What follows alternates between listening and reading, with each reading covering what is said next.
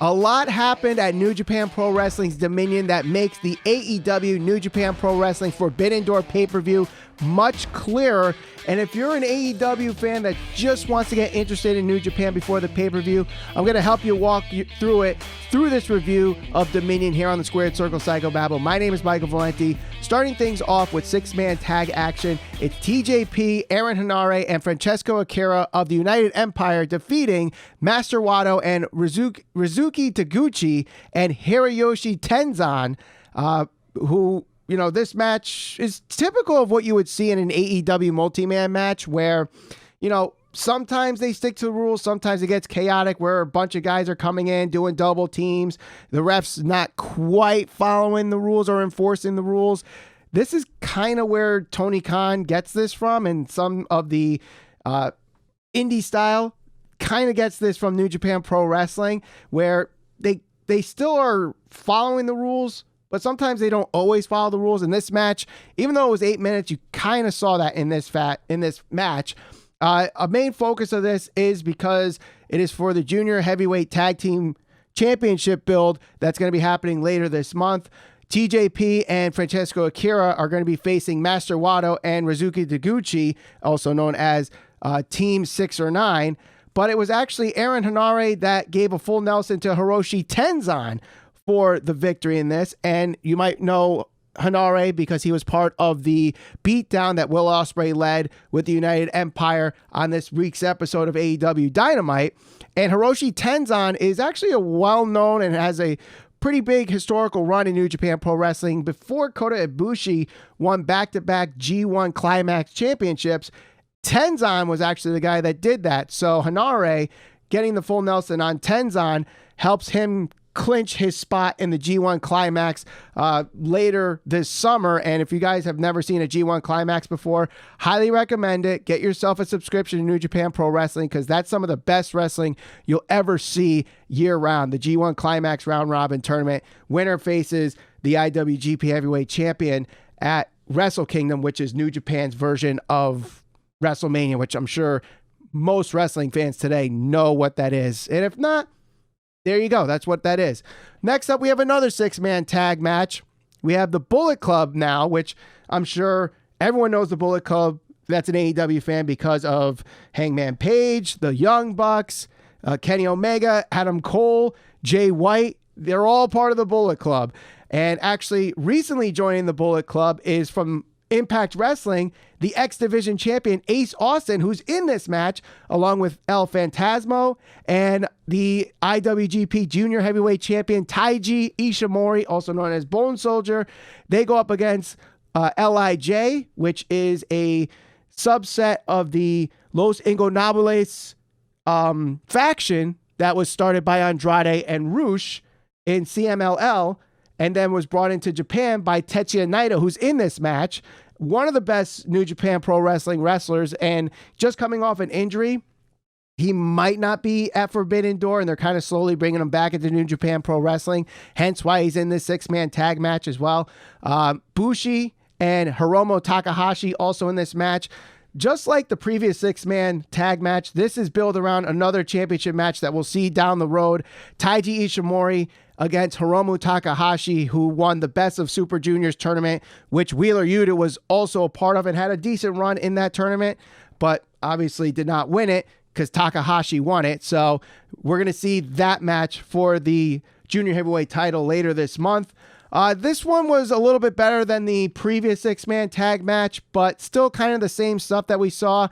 Ace Austin showing a little bit of his magic, and Tetsuya Naito confused on how the sticks work and the magic works from Ace Austin.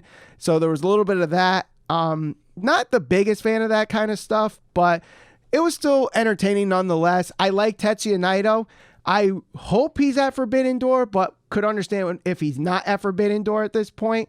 If you guys are new to New Japan Pro Wrestling, want to check out some matches early on, check out Tetsuya Naito. Actually had a couple of great matches with Chris Jericho. I would definitely check that out.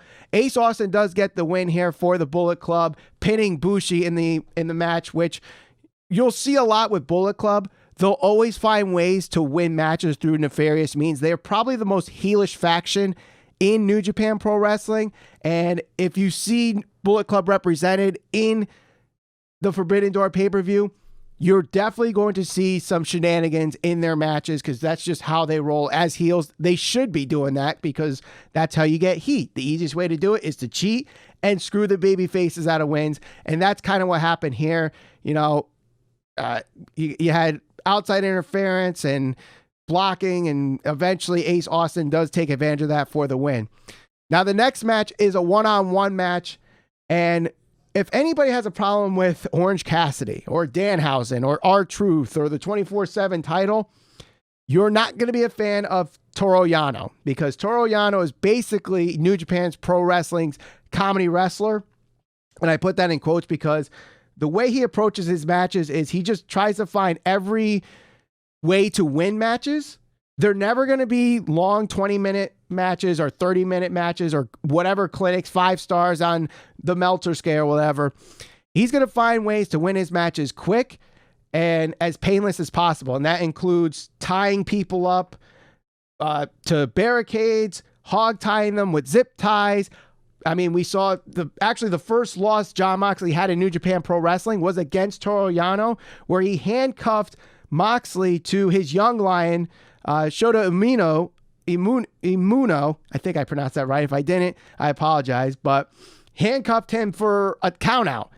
He goes up against Doc Gallows here, and the buildup for this was Doc Gallows did not want to be beaten by the quote-unquote sports entertainment that Toru Yano presents and doesn't want to be dealing with that crap. But nonetheless, this match, I think, was less than 5 minutes, and Doc Gallows got Yano'd, essentially. Gallows was going for a move. Yano blocked the referee's vision, low blowed Doc Gallows, rolled him up for a pin, and that was the match. And Yano ran out to the back as he knew he just pulled away a victory here. I know New Japan fans that also watch AEW have called for the dream match of Orange Cassidy versus Toru Yano. I don't think we get it at Forbidden Door, but if there's another show in the future between these two promotions, it would be a very fun, entertaining match that I think would blow the gaskets of the likes of Jim Cornette and all the traditionalists like him, maybe even Vince Russo or whoever that will just absolutely hate the match. But me personally, I find it entertaining. I love Toru Yano. He's hilarious, but obviously his matches are never going to be long, just like this one here. Back to 6-man action here for our next match. This one is for the Never Openweight 6-man Tag Team Championships. Now, anybody that complains about AEW having too many belts, go look at New Japan Pro Wrestling. They have like 5 belts for the heavyweight division. They have like 5 belts for the junior heavyweight division. You have IWGP. You have Never Openweight stuff. And I mean, like, there are so many different belts. And then because they deal with a lot of other promotions as well, you have Rev Pro that gets represented. AEW also gets represented now. You know, it goes on and on. I can't even keep track of it all on New Japan because of all the partnerships they do. We've seen Ring of Honor be represented sometimes. This is just another belt that gets represented here. The Bullet Club with another 6-man tag. They are the current champions, known as the House of Torture. Evil, Sho, and Yujiro Takahashi going up against Suzuki-gun, Zack Sabre Jr., Kanemaru, and El Desperado. Out of all the early on matches, that these are really like the precursors. Like if there was like a pre-show to this match, this card, the previous 4 matches, I think would have been quote unquote the pre-show matches just because they're like the setup for the main show. Not to disrespect anybody, but I think that's kind of how New Japan sets up their shows. It's not bad, but that's how they get everybody on the card. Nonetheless, I actually like this match because throughout this match, it was basically Kanemaru trying to get the figure 4 leg lock on any of the 3 members of the House of Torture before Dick Togo, who manages House of Torture. You might remember him from Kai and Tai in WWE.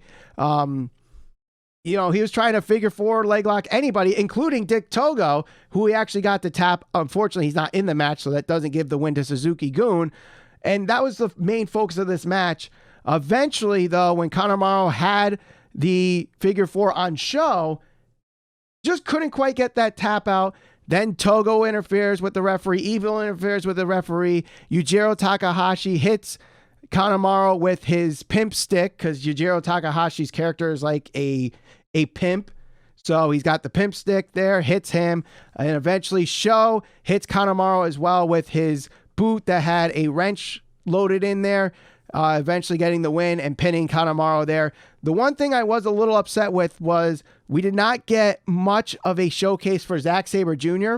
in this match, particularly because afterwards, and this was caught on social media because in New Japan, they do like press conferences after their matches.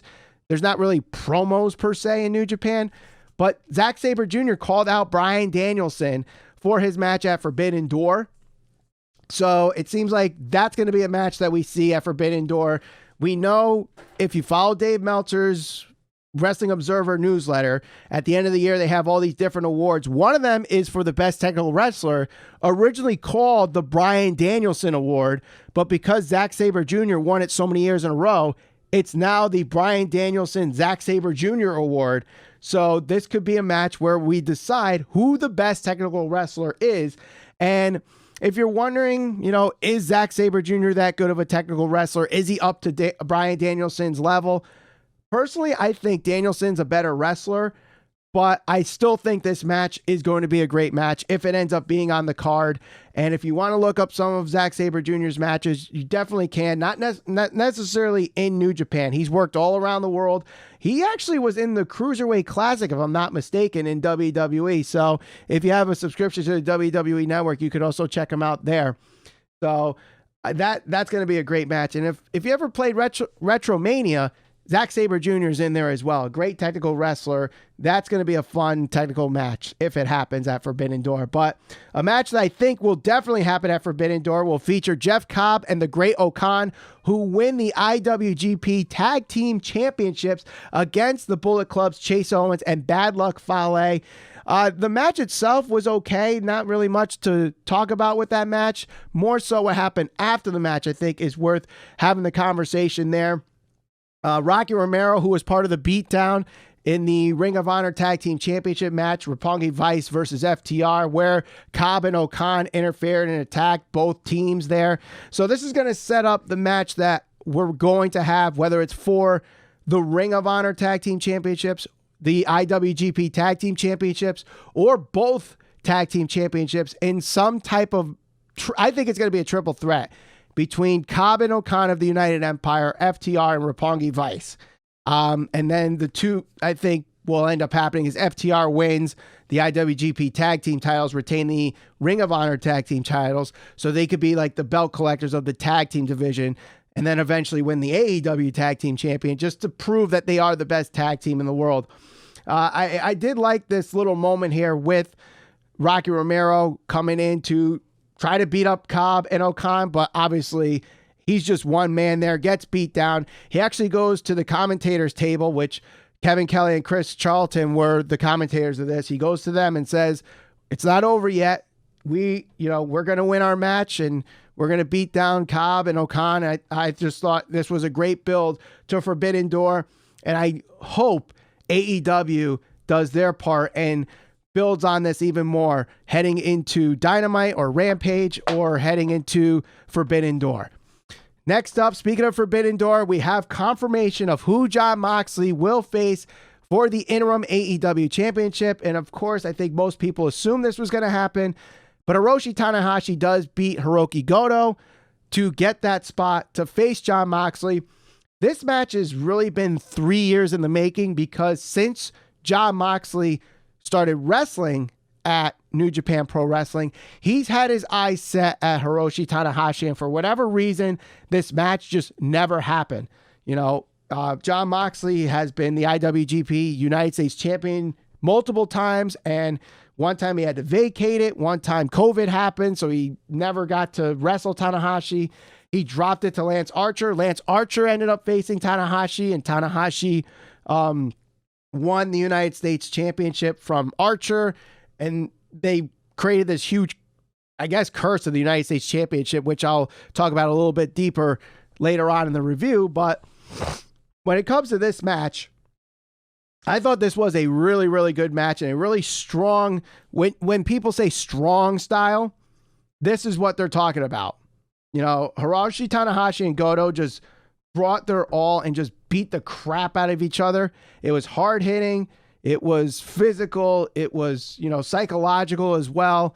And it's not the first time these two have wrestled each other, but it was a really good match nonetheless. Tanahashi does win with the flying high flow, and locks himself against that match with Moxley. And I think the contrast of styles between the reckless, I don't want to say death match, but, you know, the style of Moxley and Tanahashi, I think is going to be a really great main event for Forbidden Door. And I'm excited for it. If you're an AEW fan that wants to get interested in New Japan Pro Wrestling and haven't done so yet, Hiroshi Tanahashi is a great way to start, because he pretty much was the John Cena of New Japan Pro Wrestling when it was kind of on the downhill for a while. He carried that promotion for a very, very long time and had great matches with Okada. He's had great matches with Naito. He's had great matches with Kenny Omega, Goto, you name it.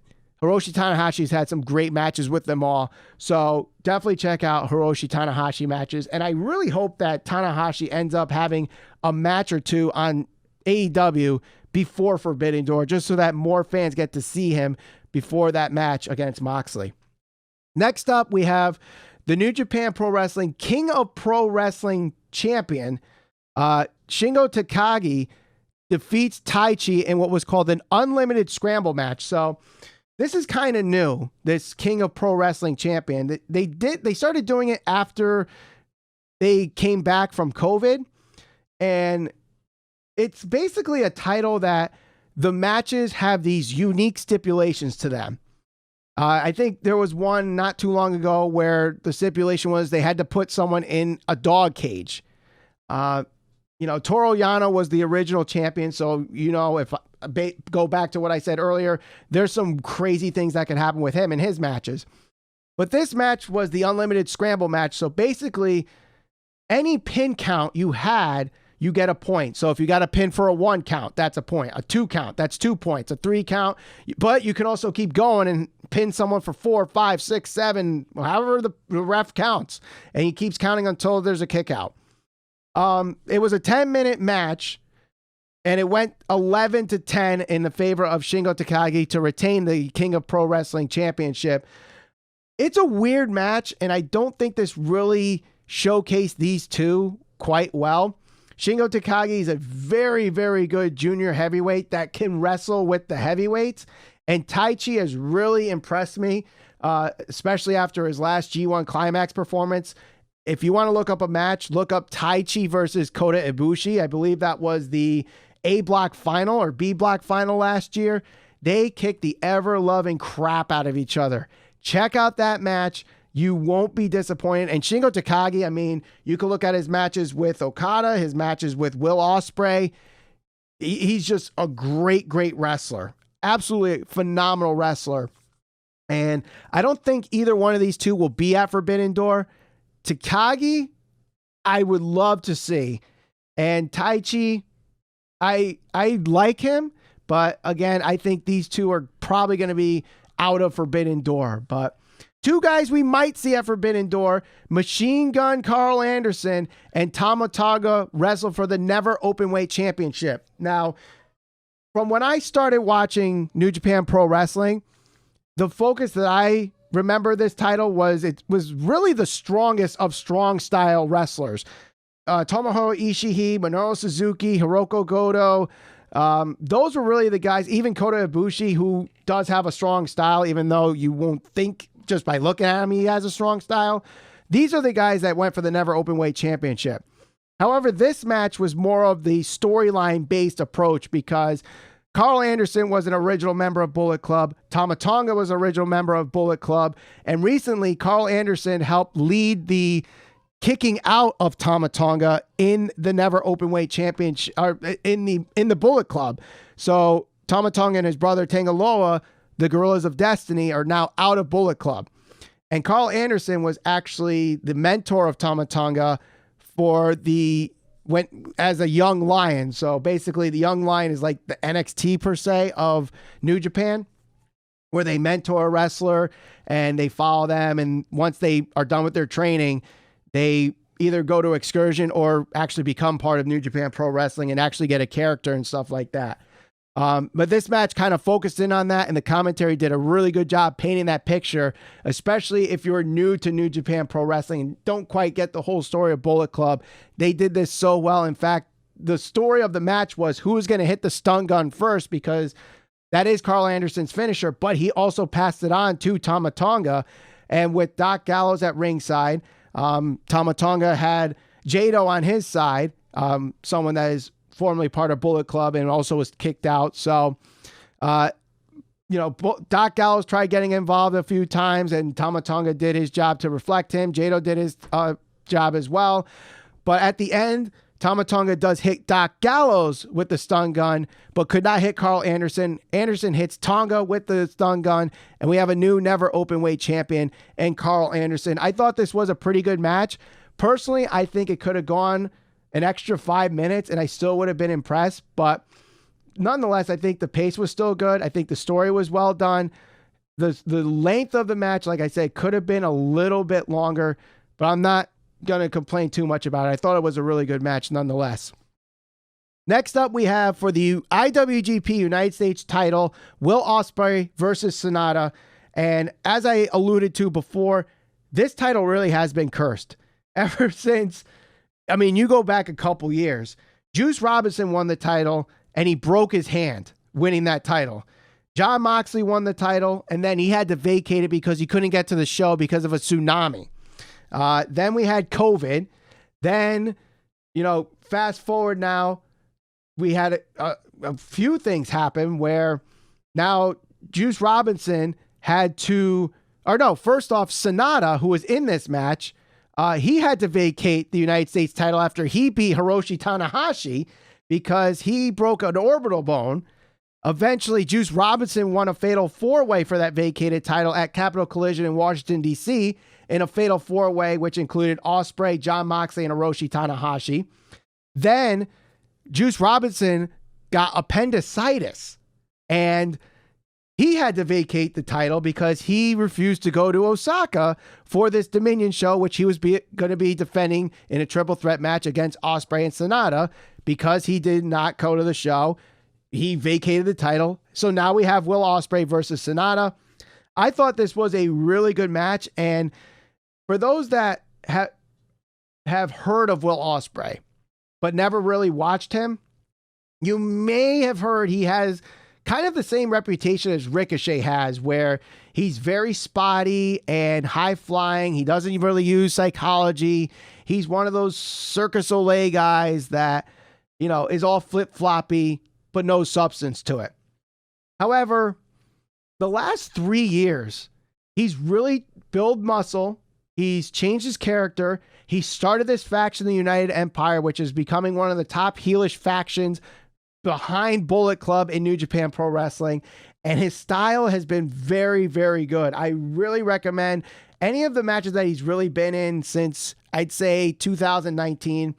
His match at Wrestle Kingdom with Kota Ibushi. You can look at his match with Shingo Takagi. The match that he beat Kota Ibushi for the IWGP Heavyweight Championship, which he had to vacate. Those are all great matches. Highly recommend those. This match was very good as well. But I will say there were times where we kind of saw the old Will Ospreay, but at the same time, it wasn't where the psychology wasn't there. He was going for his finishing maneuver, the Stormbreaker, which he puts the guy on the shoulder, flips him over, and kind of does a cutter. But there was a great reversal there by SANADA with a Hurricanrana that I thought was the spot of the night. And I think this match was hard-hitting. I think this match had their spots at moments, but it was still a good match nonetheless. Will Ospreay does hit the Stormbreaker on SANADA after a couple of hidden blades, which is a big elbow to the back of the head. He hit that a couple times, hits the Stormbreaker, and we now have a United States champion again in Will Ospreay. Now, because Juice Robinson is in the United States with appendicitis, I think this ends up being a match at Forbidden Door where Ospreay defends the U.S. title against Juice Robinson for the U.S. title, even though it's not an AEW versus New Japan match. I know not all these matches are going to have that. This is going to be one of those cases where it's going to be a strictly New Japan match for the U.S. title, and I think it's going to be a great match nonetheless. I mean, I love Juice Robinson. I love how he can change his character on the fly. He's done it a few times in New Japan Pro Wrestling. Those that are familiar with CJ Parker, that's who Juice Robinson is from NXT. And Will Ospreay, like I said, has just evolved his wrestling game. He's been very, very good. But let's head to the main event, the IWGP Heavyweight Championship. Kazuchika Okada. I'm sure you've heard that name before. He is bell for bell, pound for pound, in my opinion, the greatest wrestler on the planet. I think the only other person that can compete with him as far as bell to bell is Gunther/Walter. And you could debate me in the comment section, and I'm not going to say you're wrong, but I'm going to disagree. I love Okada. He just has these matches where they start off slow, and it's just like a boiling pot of water. It's slow, and it builds up and builds up and builds up. And once it hits that boiling point, it just erupts. But you also have Jay White in this match, who you may have seen in either Impact Wrestling, or you remember him being a part of the Forbidden Door announcement. He is the leader of Bullet Club right now. He's friends with Adam Cole, and so I'm sure you're familiar with the name Jay White as well. He is, I don't want to make the comparison to MJF, but I think if you're looking for someone in New Japan that is that type of heel, Jay White's that guy, because he just knows how to connect with the audience, and he does so in this match because in Japan right now, they have the protocol that you cannot vocalize your chants. You can only react with claps or, stomping your feet. You can't use vocal chants right now in Japan. And throughout this match, Jay White kind of taunts the crowd this way. And he's been doing it ever since they come back from COVID, where he's telling them to, say something. He's getting them to try to chant Okada, Okada, Okada. And it was just great heel work by Jay White. And he knows he could get away with it because they can't boo either. And you're not gonna see, gesturing of the thumbs going down because of the way the camera work is, and they don't cut to the crowd like WWE does or AEW does. They just stick to the action throughout New Japan Pro Wrestling. But a lot of this match focused on Okada's ribs, which Jay White did a phenomenal job focusing in on. The psychology of taunting the audience also played a factor in this match. It went on for about 37 minutes, and I didn't get bored at all with this match. This is one of those cases where the longer the match, the better, and that's kind of Okada's style of wrestling. So if you see him in New Japan Pro Wrestling, or if you see him at Forbidden Door, that's kind of what you're going to get with him, and there's not a problem with it. But I will say, if you're thinking that Okada is going to be facing Hangman Page for the IWGP World Heavyweight title, hold the phone, because that's not what happened. Jay White actually defeated Kazuchika Okada for the IWGP Heavyweight title, and it looks like we're going to get Jay White versus Hangman Page for that title. In fact, after the match, Jay White does go on the mic. He calls out Hangman and says, "You want Okada? You can have him, but you're never getting this," alluding to the IWGP World Heavyweight Championship. So that whole segment on AEW Dynamite with Hangman and Adam Cole was foreshadowing that Jay White was going to win the title, and that's what happened. So I think what ends up happening here at Forbidden Door is Hangman versus Jay White for the IWGP World Heavyweight title, and we get Adam Cole Bebe versus Kazuchika Okada. And I think that is going to be a phenomenal match, because we know how good Adam Cole can be when he gets time to wrestle, and he has those 30 to 40 minute long matches. Okada could do the same. And Jay White and Hangman Page are perfect for each other because, Hangman Page being a former Bullet Club member, both of them are more character driven wrestlers. I think they're going to do a phenomenal job building this match from here till now. I'm excited for it. And after watching Dominion, I'm more excited for Forbidden Door than I was before the weekend started. I'm excited to see what happens on June 26th in Chicago. and it's going to be a fun show. Overall, I thought this show, Dominion, was very, very good. If you saw the show, let me know in the comments what you thought. And if you didn't check out our AEW Dynamite review, click that thumbnail on the screen right now to check that out. Subscribe, and we'll see you on the next episode of the Squared Circle Psycho Babble.